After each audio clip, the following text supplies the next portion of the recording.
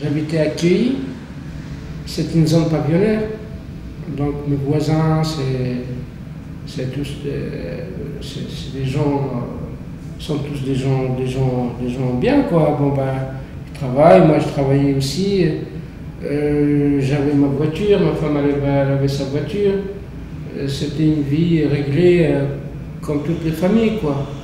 Et voilà, la séparation arrive, j'arrive ici au foyer, j'avais peur, vraiment j'avais peur même de monter les escaliers pour rentrer dans la chambre.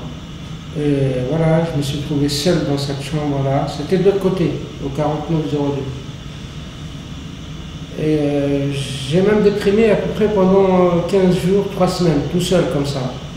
Je me suis mis face à moi-même et je me suis dit, bon, voilà, maintenant tu es comme ça. Avant tu étais comme ça et maintenant tu es comme ça. Avant tu avais tout, maintenant tu n'as rien. Tu as juste une chambre où dormir. Et je me suis dit, ben, tu as quand même quelque chose. Voilà. Tu as quelque chose. Peut-être qu'à travers cette chambre-là, tu vas pouvoir remonter la pente. On arrive, on déboule, on est complètement à l'envers.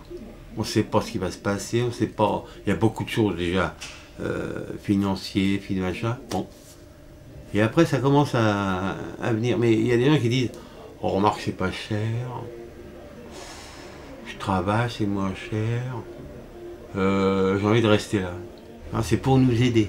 C'est pas pour faire à vie.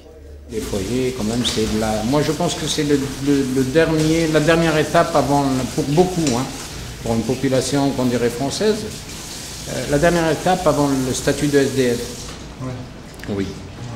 Et il y a de moins en moins, d'ailleurs, de travailleurs migrants, donc l'appellation de foyer de travailleurs migrants, à mon avis, n'est plus adaptée. Oui, ça devient un peu des foyers de misère sociale. Ça devient un logement, avant de misère sociale, un logement parce qu'on n'a pas mieux, parce qu'on n'a pas accès à d'autres logements sociaux et parce que sinon on est dans la rue.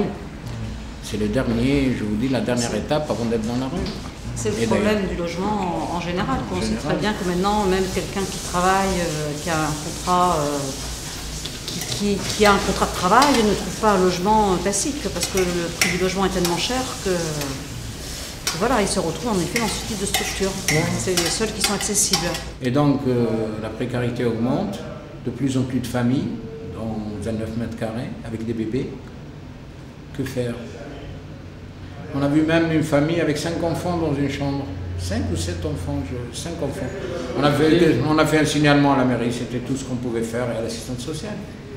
D'autant plus que ces gens-là venaient du Sri Lanka, donc ils ne parlaient pas le français, ils n'étaient pas scolarisés alors qu'ils étaient en âge d'être scolarisés. Et ils étaient, je crois, une famille d'un couple plus 5 enfants, dans une chambre de 9 mètres carrés. C'est à se demander comment. Mais ça existe en France en 2006.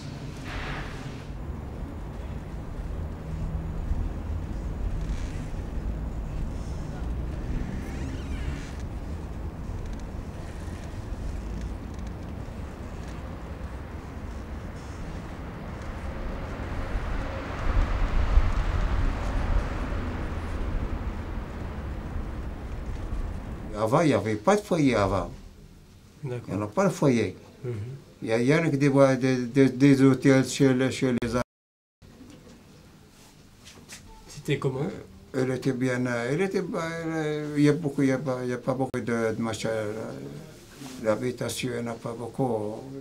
Il y en a resté, il y en a des fois resté 3, 4 dans la chambre. Alors j'habitais dans un vieil foyer. Ici à Champigny. Un vieil foyer, là, voilà. On habitait dans un logement. Il y avait 2 chambres. Il y a une salle à manger avec la cuisine, il y a la salle, il y a la machin de toilette. Et puis il y avait un petit douche, un petit bain comme ça. Alors, les 2 chambres là, on avait 8 personnes. Ah d'accord. C'était des dortoirs. On avait un lit surposé. Un sur l'autre. Alors après, ils ont, à 77, je crois, ils sont construits cette maison. Après, on est revenu là, on a changé. On a été 3 personnes dans la chambre. On avait des problèmes. Des problèmes pour... Il y en a qui mettent la radio, il y en a qui mettent la... il y avait beaucoup de problèmes. Parfois, ça arrive des bagarres. Avant, on venait à papier avec la carte d'identité, nationalité française musulmane. Il n'y a pas de... Il n'y a pas de carte de... Parce qu'on a été libre, passer directement. Il n'y a pas de problème. Mais il n'y avait pas beaucoup de travail avant. Il n'y avait pas beaucoup de travail. C'était difficile? Il y en a qui sont venus, ils ne trouvent pas de travail, et puis ils retournent. Qu'est-ce que vous faisiez comme travail? Moi, j'étais travaillé comme manouf. Je travaillais là, dans les rues. Et on fait le tranché comme ça pour poser les câbles électriques ou quelque chose comme ça. Et puis j'ai travaillé dans les bâtiments. Dans les bâtiments aussi, j'ai travaillé beaucoup. Hein. J'ai travaillé beaucoup avec le marteau-piqueur. Marteau-piqueur, beaucoup de choses. Et travailler avec les maçons. Je suis venu ici en France, j'avais 17 ans, c'était en 1974. Voilà. Donc ici en France, dès que je suis arrivé, j'ai eu la chance de trouver du travail. J'ai commencé à travailler. Je ne parlais pas bien le français à l'époque quand je suis arrivé. Je parlais le français que j'ai appris au lycée, à l'école, tout ça, quoi. Et au bout de 6 mois, donc, je me suis inscrit à l'Alliance française pour me perfectionner en français. Et ça m'a fait beaucoup de bien. Et tout en travaillant, quoi. Vous aviez trouvé quoi comme travail? J'ai travaillé dans la confection, dans la restauration.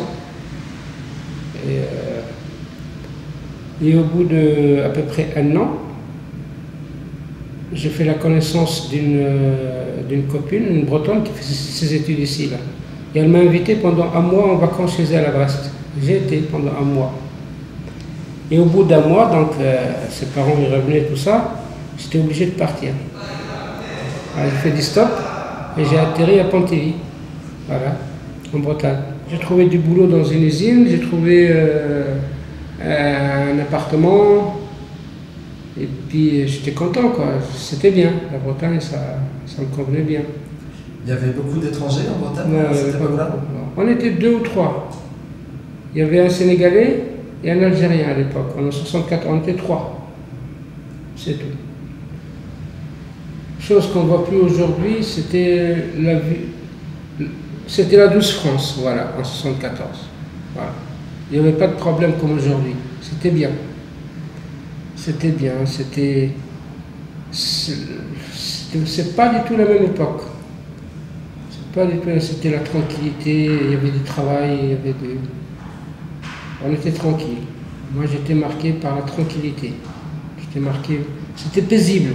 Voilà, c'était pas comme aujourd'hui, le stress, les problèmes à tous les niveaux. Non, en 1974, vraiment c'était encore la douce France. Hein.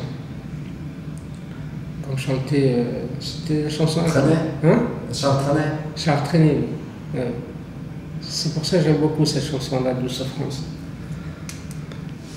Aujourd'hui, quand je l'entends, je dis, ce n'est plus la Douce France que j'ai connue en 1974. C'est vrai, c'est incroyable.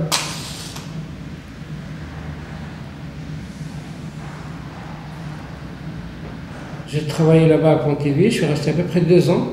C'était super bien, j'ai passé vraiment...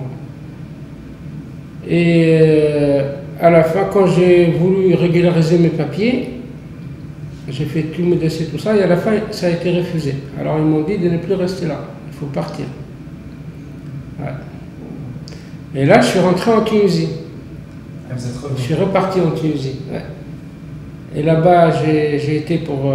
je suis resté plus d'1 an en Tunisie quand même. Hein. J'ai essayé de faire mon service militaire, j'étais réformé. Et juste après, je suis revenu, voilà, ici. Et quand je suis revenu en 78,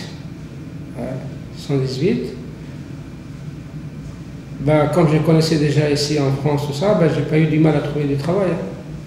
Je trouvais du boulot, tout ça. Et au bout de 2 ans, j'ai rencontré ma femme, quoi. Et puis j'ai toujours travaillé jusqu'en 2000 où j'ai été licencié. Et après, j'ai eu quelques difficultés pour retrouver du travail. Parce que plus on avance dans l'âge, plus on a de difficultés à trouver. Mais j'ai trouvé des petits boulots par-ci, par-là, vraiment précaires. Hein. Mais je pense même, j'ai été déclaré 2 mois, 3 mois après, c'est des CDD, on arrête le contrat. Ben là, j'ai un petit boulot, mais je fais ça 1 semaine par mois, c'est tout. 1 semaine par mois, ou bien des soirées. C'est pas suffisant. Mais bon, j'ai quand même une promesse, quoi. Le patron m'a promis, il m'a dit, dès que le chef de cuisine il part en vacances, et il part à la retraite, vous allez prendre sa place. Bon, pour moi, c'est un projet, c'est un objectif. J'espère que ça va aboutir. Eh, quand Titi, lui, au début, il travaillait pas, lui. Moi non plus, je travaillais pas, moi. Mais les mecs, ils disaient, t'as pas, il donnait à l'autre. T'as pas 2 francs, hein? Non. Même ne connaissais pas, moi. Je parlais pas, bon. Hein. Et l'autre tirait, ouais. Et puis j'avais des cigarettes. Il me regarde, il voulait pas me regarder. Parce que moi, je ne me parlais pas du tout. J'étais méchant, c'est vrai. Ah ouais. J'avais les reins, moi. Hein. Ouais. Puis il dit, vous auriez pas une cigarette? Je dis, oui, vas-y.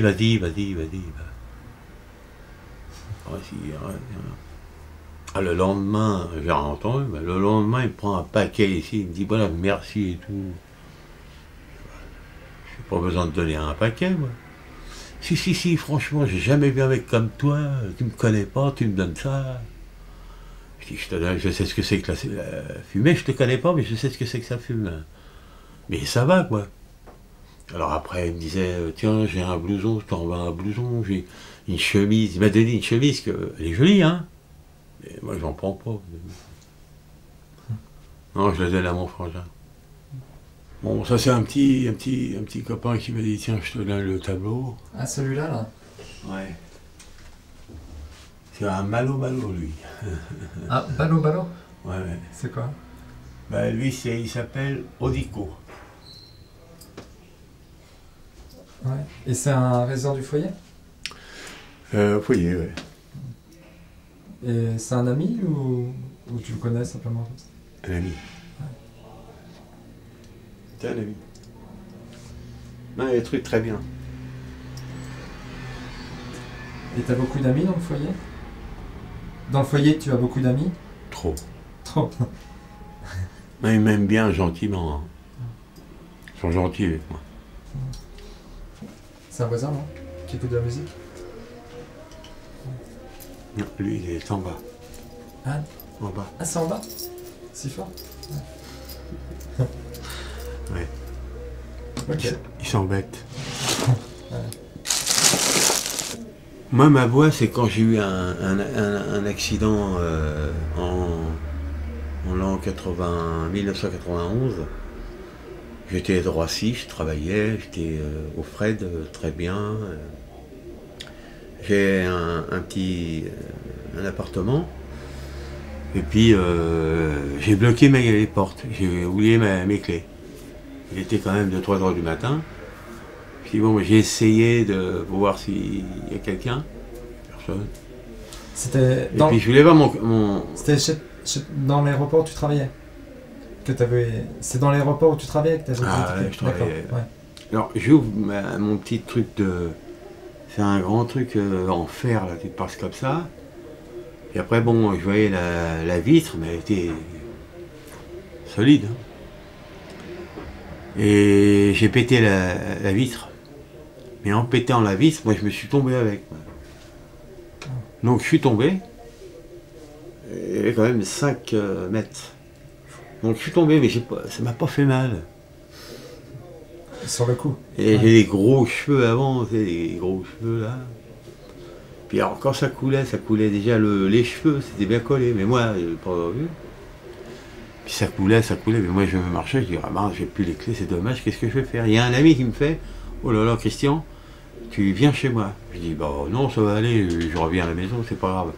Il dit, non, allonge-toi, t'as un truc qui coule. Tout se borrait, quoi. Ah ouais. Et j'ai eu un coma. Ah oui. J'ai eu un coma pendant 3 mois. Pendant ces 3 mois, les médecins ils ont dit il ne parlera pas. Non, il faut le mettre dans un hôpital spécial. N'inquiétez pas, parce qu'il ne pourra pas parler, il ne sait plus ce qu'il fait.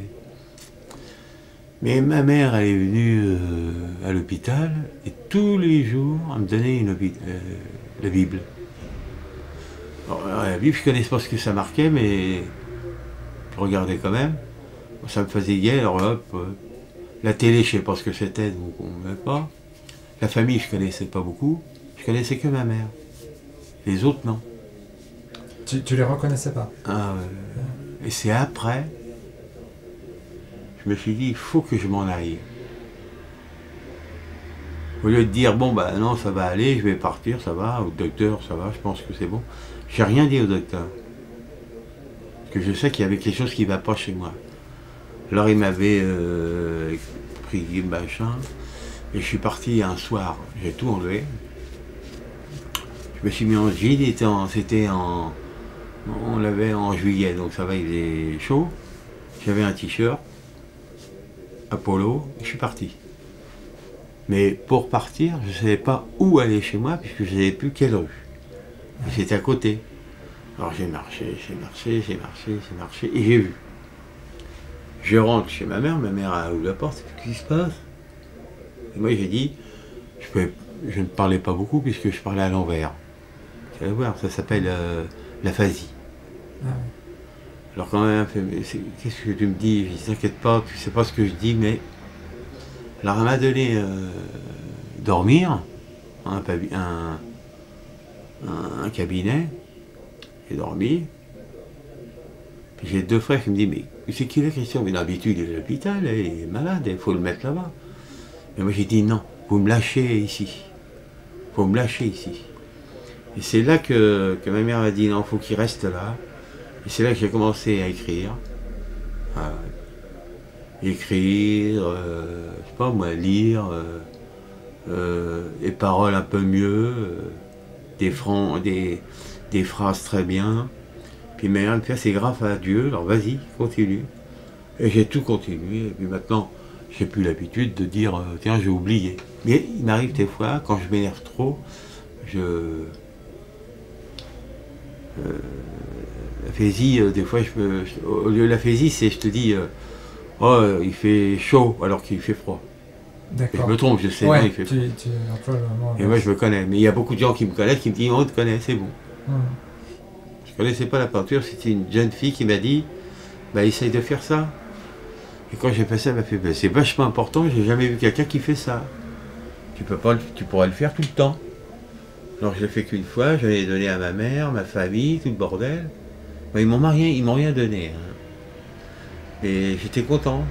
J'ai fait du plâtre, qui fasse à peu près 1m50 sur 1m50. Ouais. J'ai fait mon plâtre, qui soit bien lisse. Et après, je ferai 2 petits trucs comme ça, quoi. Hop. Et là, tu peux dessiner. Et tu dessines. Ah, directement dessus. Indirectement. Tout est propre. Tout le monde en a fait dans les pays. Pourquoi pas moi? Et est-ce que tu peux me raconter, tiens, justement, ce tableau, par exemple, comment tu l'as fait? Mon tableau, j'ai été comme ça. Et puis j'ai dit, je veux être dans la mer. Je voudrais être dans la flotte, pas dans la flotte, je voudrais voir les arbres. Moi j'ai été dans les vrais arbres, quand tu vas aux arbres, c'est genre les arbres ils sont pas toujours blancs, noirs, tout est bon, non, tout est pourri des fois. Tu dis tiens qu'est-ce que c'est ça? Ah c'est des petites... tiens, on dirait un petit peu, il y a le soleil qui est loin, mais on est loin. Et là, quand tu passes comme ça, tu as l'impression de dire, tiens, on dirait une baraque là-dedans, on pourrait... je sais pas qu'est-ce qu'on pourrait foutre là-dedans. Mais c'est ça qui m'intéresse. On peut tout faire. J'en ai vu des malades plus que moi, et ils essayent des choses très bien. Alors j'ai honte de dire, oh, bah, avec ça, et puis... c'est pour ça que je ne peux pas dire, oh, moi j'ai mal. Hein. J'arrive pas à faire ça, moi. Je dis, bon, je suis fatigué, mais je le fais quand même. Il m'est arrivé de dire, bon écoute, hein, Christian, hein, tes cachets, tu les prends pas. Et dans 2 jours, je ferme mes portes là, puis je dors bien, puis c'est fini, je reviens plus. C'est facile. Et je suis un peu lâche là. Et moi, pour moi, je suis un peu. C'est fini, moi, c'est trop vieux, moi. Enfin, trop vieux. C'est pas la peine.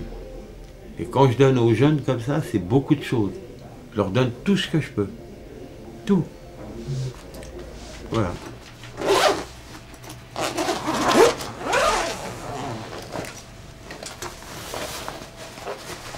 Tu vois, ça c'était à Titi, ça. Ah, c'est la guitare de Titi? Mais Titi, il n'avait pas assez d'argent.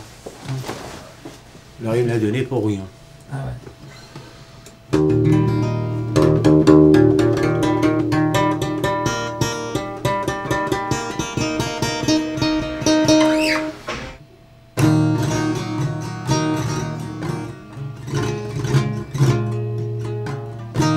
Ça c'est espagnol, ça. Ouais, ça c'est espagnol.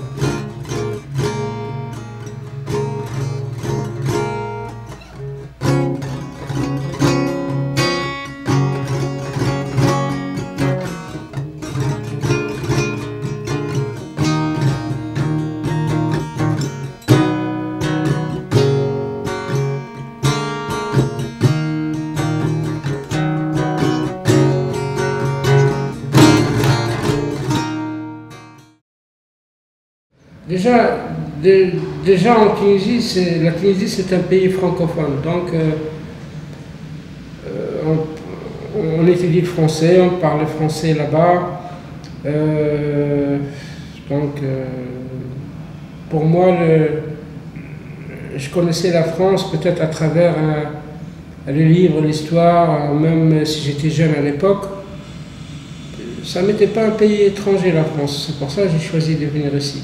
Le premier pays européen que j'entends mon nom à mon oreille, c'était la France. Je n'ai jamais connu d'autres pays parce que même à l'école, nous on faisait à l'histoire de la Révolution française. Bon, de 1700, quand on a fait ça, bon, on n'a jamais fait l'histoire d'un autre pays, sauf la France.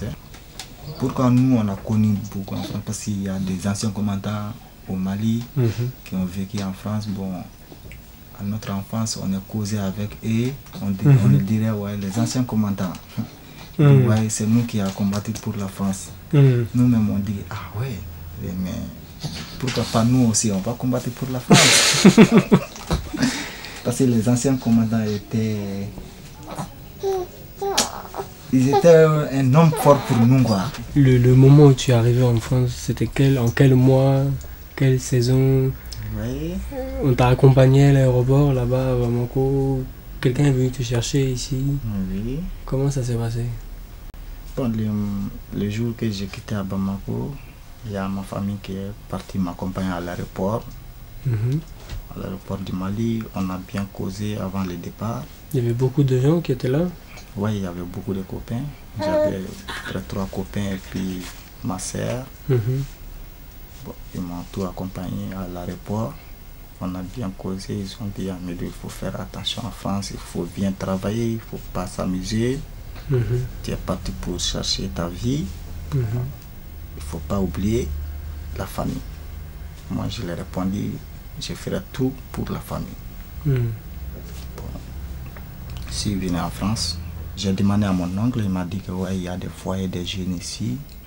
Bon, comme tu sais dépanner des appareils, tu peux aller faire tour là-bas pour dépanner leurs trucs. Comme ça, tu vas avoir un peu de sous pour prendre ton ticket. Bon, je suis allé là-bas. Bon, j'ai commencé à connaître des gens. Bon, mon dirigé, ils m'ont donné des appareils à réparer. J'ai fait un petit des bricoles. J'ai réparé l'appareil de quelqu'un qui s'appelle Nyanangoro. Lui, il m'a dit, toi tu quittes où? Moi j'ai dit que je suis à Paris. Il a dit que si tu veux une place en Champigny, moi je peux t'héberger chez moi, tu payes 100 € par mois. Bon, moi j'ai dit, c'est pas un problème. Moi aussi j'ai envie de venir installer à la foyer. Bon, je l'ai parti à expliquer à mon oncle, j'ai trouvé une place au foyer, je vais aller m'installer là-bas. Il m'a donné l'autorisation, ouais, tu peux aller. Bon, je suis venu chez lui, on a fait j'ai fait 2 ans chez lui. 2 ans? Ouais, j'ai fait 2 ans chez lui. Bon, lui, comme les chambres étaient petites, lui il dormait dans son lit, moi je dors par terre. Bon.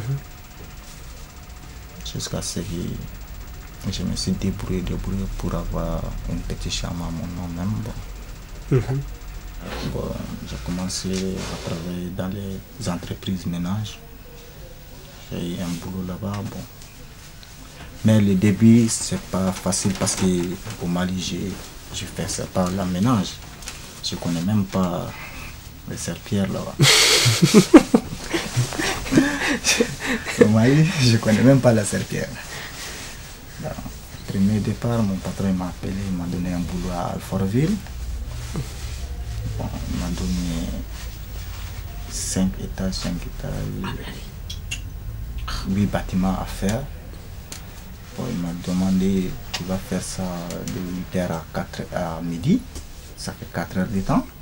Mais mon premier départ, comme je ne connais pas, je vais commencer depuis 8h, j'ai fini jusqu'à 17h. Parce que je crois que si tu n'as pas fini, tu n'as pas le droit à aller à la maison pour continuer à bosser jusqu'à 17h. Je dis, le ménage c'est pas facile, mais au fil du temps, je vais le comprendre. Ce que nous, on fait comme travail ici, bon, 95% français ne fait pas ce boulot-là. Ils n'aiment pas faire comme ce type de travail. Ouais, ce type de travail que nous on fait ici. C'est pour cela que moi je me demande parfois pourquoi ils imposent notre travail ici. Bon, parce que ouais, je sais que nous on a une place ici, hein. On sait qu'on fait quelque chose pour eux. Ouais, dans mon avenir, ce qu'il y a dans ma tête, je voulais rentrer chez moi pour travailler là. C'est ça mon idée principale. Si j'ai les fonds, je compte d'aller chez moi. J'ai quitté chez moi pour venir chercher. Si j'ai pas réussi, est-ce que je peux tourner? C'est très difficile. Parce que maintenant, au Mali, si tu as fait 3 ans sans venir, les choses vont un peu changer. Bon, toi, si tu es retourné à la main vide, bon, ça sera très mal pour toi parce que tu es sorti pour rien, tu es rentré pour rien.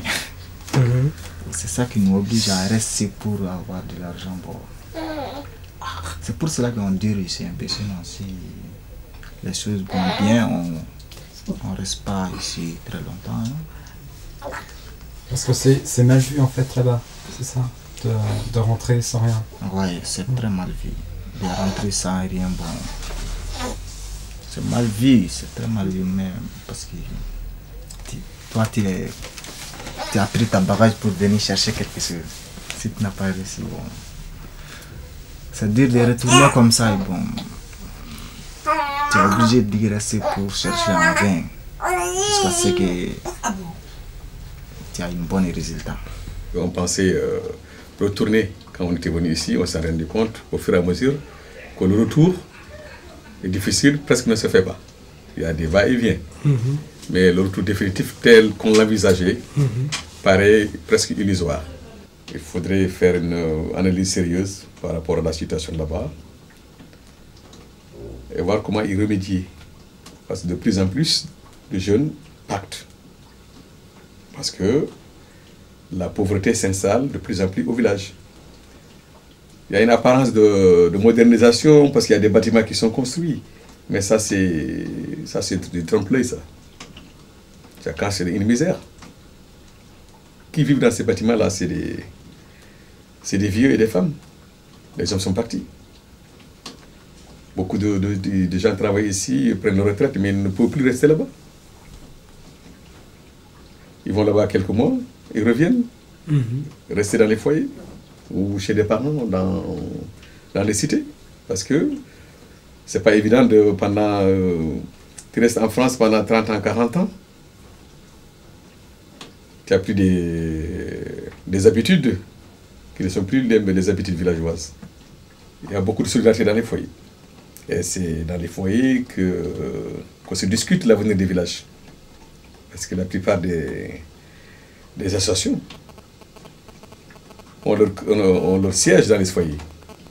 Il y a beaucoup, presque tous les immigrés venant du Sénégal, du Mali, de la Mauritanie, appartiennent à des associations de leur village. Ils cotisent mensuellement pour subvenir d'abord aux besoins des familles qui sont là-bas et participer au développement des villages à travers l'investissement. Ça peut être un puits, ça peut être un forage, ça peut être une école, ça peut être une case de santé ou autre chose d'intérêt général. Donc en tant que ressortissant de ces villages-là, on est obligé, qu'on vienne du Mali, du Sénégal ou de la Mauritanie, adhérer à l'association de son village. Donc, des immigrés qui vivent dans les foyers, c'est des bailleurs de fonds. Malgré leurs faibles revenus, ils investissent énormément au village pour subvenir aux besoins de leur famille et pour subvenir aux besoins de la collectivité. On ne met pas beaucoup l'accent par rapport à ça. Les gens, ils se serrent ici la ceinture. Ils se privent de tout pour solutionner les problèmes de là-bas. Au niveau du Mali, les villageois ont toujours su s'occuper, on s'est toujours su occuper de nous-mêmes. Bien vrai que nous faisons partie d'une commune ou autre, mais les villageois comptent toujours sur ces ressortissants qui viennent en France pour travailler. Ils comptent toujours, ils attendent beaucoup de nous pour essayer d'apporter les problèmes qui sont posés au niveau du village. Ils comptent plutôt sur leurs ressortissants que autre chose. Voilà. Donc c'est pourquoi nous, l'immigration à nous, le fait de venir en France, ce n'est pas pour un plaisir, mais c'est vraiment face à ces problèmes. Vous savez que 100% de la population de Soranguédou est agriculteur, c'est des paysans. Donc il y a eu des moments, il y a eu des années où il ne pleuvait pas du tout. La pluviométrie était quand même mauvaise. Donc ce qui a en tout cas poussé les jeunes à sortir pour aller à l'aventure, pour essayer de venir en France et trouver des solutions, avoir des moyens pour essayer d'aider les gens qui sont restés au village. Le développement quand même d'un village passe à travers l'éducation de ces enfants. Donc ces enfants, on ne pouvait pas les oublier. Et en tout cas, comme tout le monde connaît bien le problème et la situation, on s'est tous réunis. Ici, comme l'association a été créée en France, on s'est tous réunis, on a des assemblées générales, on a la réunion du bureau, on s'est tous réunis pour prendre une décision commune, pour dire que vraiment, voilà, on n'a pas d'école, il faut qu'on arrive à faire quelque chose. Voilà, tout le monde s'est dit, il n'y a pas de problème, donc il faut qu'on fasse quelque chose.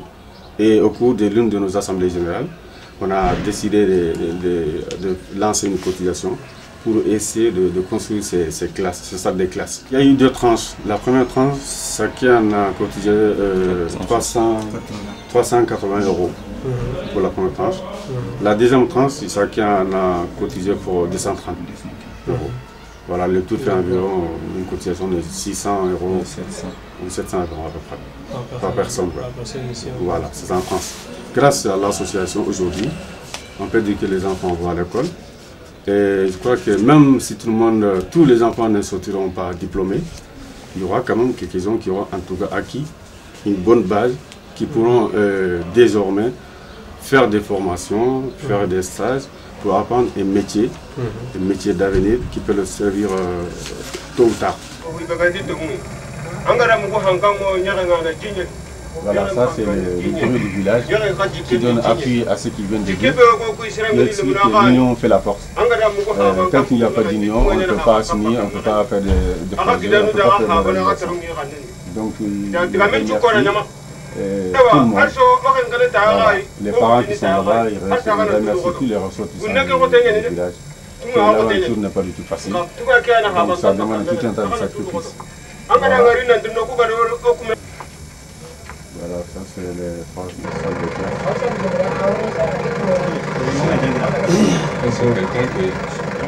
Nous sommes confrontés à un problème de couverture sanitaire.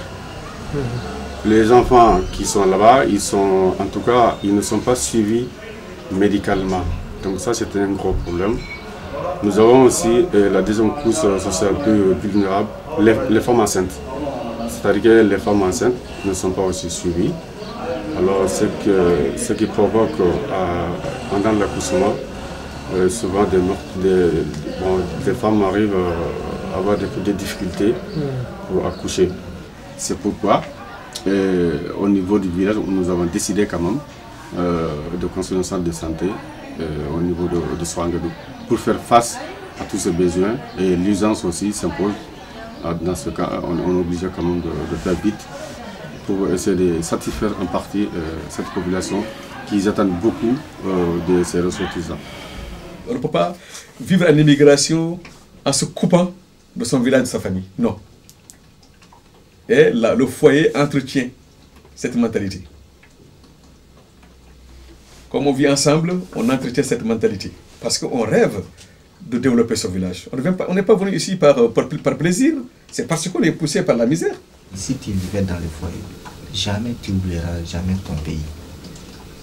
Si chaque fois que tu vois quelqu'un, il a dit « Ah, moi je travaille bien, j'ai envoyé quelques sommes au pays. » Si tu attendais ça, toi aussi tu vas avoir des cœurs, tu vas dire « Mais lui il a fait ça au pays, il faut que moi aussi je l'ai fait. » Tu te bouscules pour Mais est-ce que aussi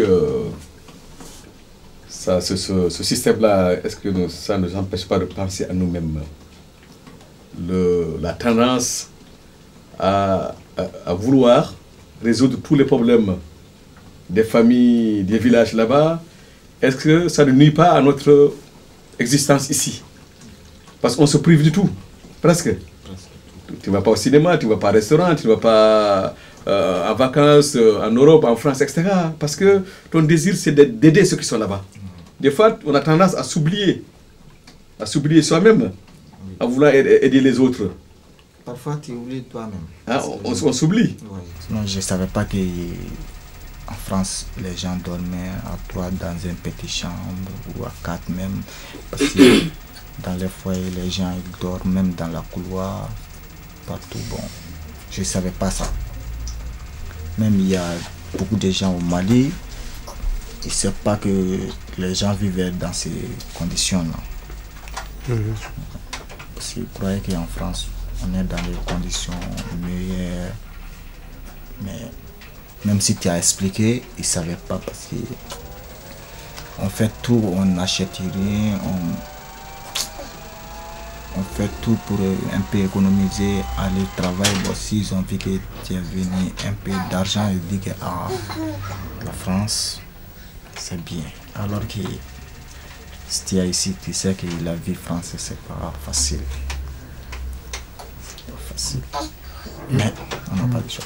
Je crois qu'avec les médias maintenant, les Maliens, ils sont en train de vivre beaucoup de choses qu'avant ils ne savaient pas ça. Parce que maintenant, ils sont en train de comprendre un peu la difficulté de la France ici concernant les immigrés. La retraite, moi je m'envisage de... Parce que comme mes enfants sont ici, moi je pense que ma vie maintenant elle est faite ici en France. Hein. Elle n'est plus en Tunisie, ma vie. La Tunisie, je vais là-bas pour voir la famille ou en vacances. Ben, si j'arrive à la retraite, je peux y aller aussi pour voir la famille aussi, c'est tout. Mais sinon, ma vie, moi, c'est ici. J'ai ma fille que j'aime beaucoup, j'ai mon fils aussi. C'est beau la France quand même, c'est un beau pays. C'est vrai. Malgré les problèmes qui existent, tout ça, je pense que la France, c'est un bouée de sauvetage pour pas mal d'étrangers qui sont venus vivre ici. Je pense qu'ils ne regrettent pas. Pourquoi pas? Bonsoir. Pakistan. Ça va bien? C'est un ami pakistanais. Ouais, tout le monde vient chez moi, on va causer. Des gens qui habitent dans le foyer? Ouais, des gens qui habitent dans le foyer. Tout le monde vient chez moi, on cause, on prend du thé. Bon, ils sont très sympas, les gens du foyer aussi. Bon. Ouais, donc les gens du foyer, donc tu ne fréquentes pas seulement les Maliens, quoi. Tu es ami aussi avec des Pakistanais, des Chinois. Ouais, moi-même, je ne sais pas comment ça se fait. J'ai des amis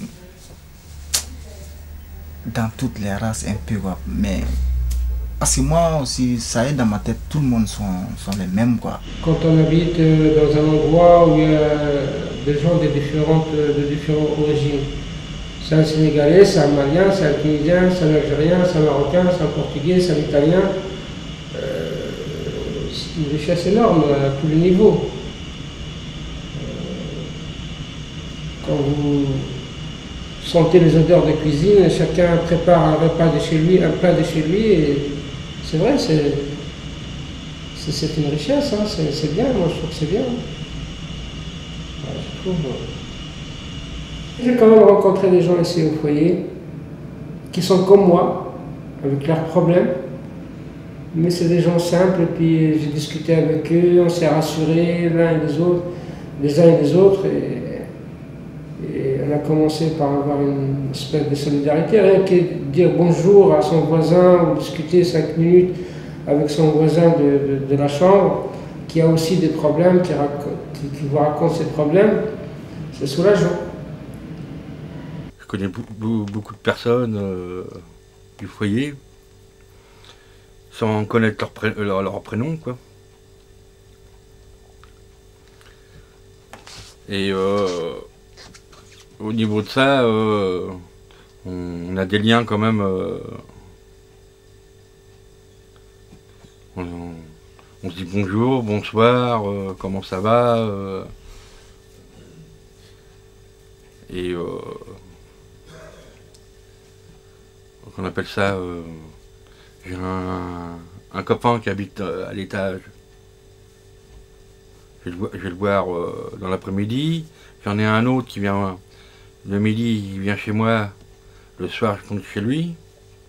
La plupart, ils savent mon prénom. Mais quand je leur demande comment on écrit, ils ne savent pas. Ah oui. Oui, c'est pour ça qu'il y en a qui viennent me voir pour faire des papiers ou lire leur courrier. Il y en a un que je connais le plus et il est parti en vacances chez lui en Kabylie. Je connais ses enfants sans les connaître, même sa femme, parce que je lui ai fait des papiers pour la carte de transport à 50%. Et au niveau du livret de famille, j'ai vu que sa première femme était décédée, qu'il s'était remarié avec une autre femme. Et j'ai vu comment, au niveau des enfants, combien il en avait, quoi. Et avec lui, tous les deux, on s'entend bien, quoi. Alors Pascal, vraiment, j'ai de l'admiration pour lui, parce que non seulement il a surmonté pas mal de difficultés pour se soigner, pour faire des cures d'amaigrissement, pour soigner son diabète, pour suivre médicalement, des formations au niveau professionnel. Il a essayé de se réinsérer. Maintenant, c'est très difficile pour trouver un travail. Nous l'avons orienté vers certaines structures de réinsertion. Il a été accompagné un peu à Paris, je lui ai donné des adresses, etc. Et ça continue. En espérant qu'un jour, grâce à sa formation en culture biologique, il trouve un boulot, fera marcher pour la vente de produits bio. J'ai travaillé dans la sécurité. 10 ans de ma vie, j'ai donné dans la sécurité. Je vivais au Péreux. J'avais un appartement avec une demoiselle métisse. Et l'appartement il était à nous, quoi. Vous étiez propriétaire? On était propriétaire de l'appartement, quoi. D'accord. Et dans l'histoire, l'appartement, je l'ai perdu. Elle est retournée chez elle il y a 18 ans, l'âge de mon fils. Et moi, je me suis retrouvé à la rue, quoi. Et c'est comme ça que j'ai perdu plein de papiers. Et j'étais obligé d'aller dans un hôtel d'urgence. Non, un foyer d'urgence. Je restais 1 mois là-bas. Et c'est là que j'ai rencontré une autre fille, quoi. Et après, ça s'est enchaîné. J'ai trouvé une fille. Après, j'ai retrouvé un travail. Et c'est un travail dans quoi? Dans la sécurité. Dans la sécurité aussi. Et au bout de 3 ans et demi, ils m'ont licencié, quoi. Avec l'aide des autres collègues. Avec d'autres collègues qui ont été licenciés aussi. Ils m'ont... on appelle ça harcèlement moral. Ils m'ont fait craquer, quoi. Ah ouais. Pour que c'est moi qui vienne plus au boulot. Pour pas payer l'ancienneté, quoi. Ah ouais. Et pourquoi ils ont fait ça? C'était moi le plus ancien du comment ça s'appelle, du site. Et puis comme j'habitais dans un terrain de camping, pour l'image de marque du site, ils voulaient plus de moi, quoi. Je connaissais pas le foyer ADF. Si je l'aurais connu avant, ça serait passé autrement, quoi. Ça se trouve, j'y serais encore. À Évry, en train de travailler. Et de là, après, pour un patron, quand il te demandait où tu habitais, même foyer ADF, pour un patron, c'est pour ça qu'ici, moi, je mets pas foyer ADF, je mets appartement. Ouais, tu donnes l'adresse. 8 rue de l'Égalité, mais l'appartement, comme si c'était un appartement, quoi. Ouais, parce que sinon, forcément, c'est un échec, c'est ça? Ouais. Maintenant, j'ai fait un stage de 2 mois et demi dans le bio. Mais maintenant, vu l'état de ma jambe, qui me fait toujours mal, je voudrais chercher dans un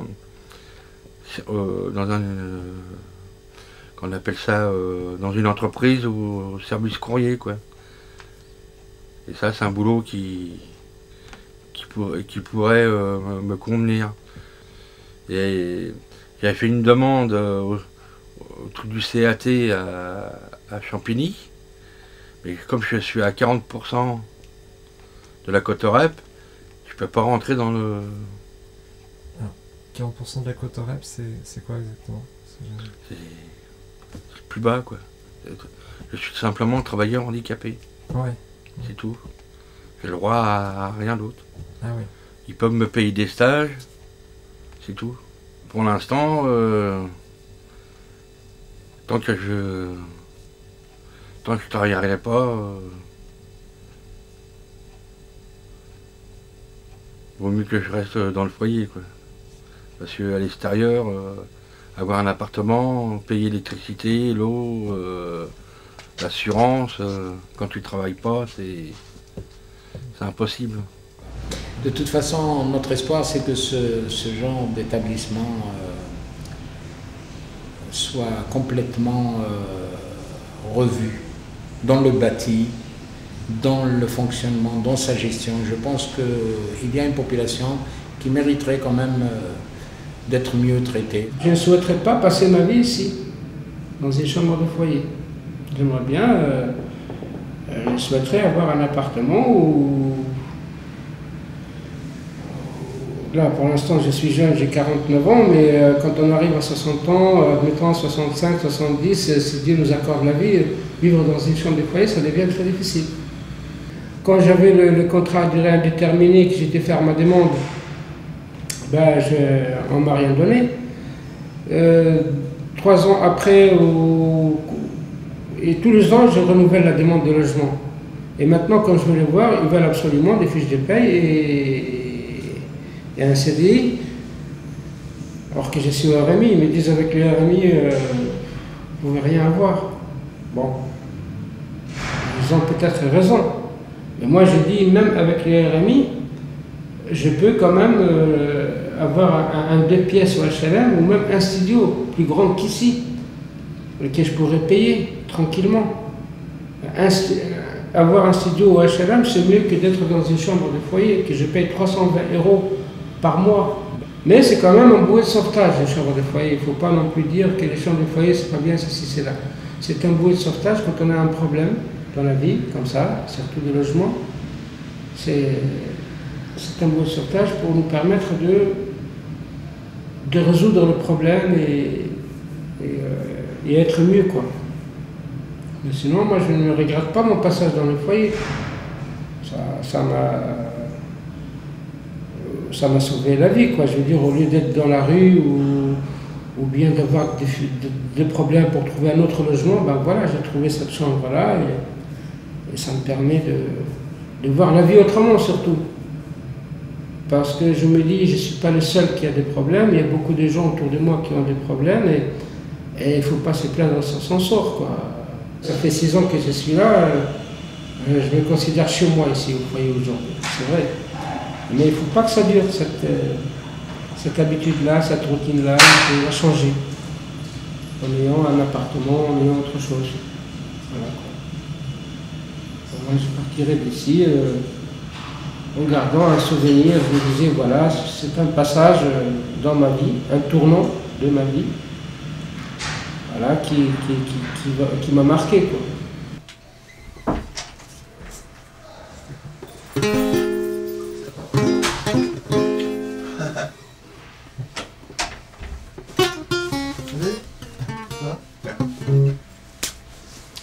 Comment tu dis? Forme. Tranquille.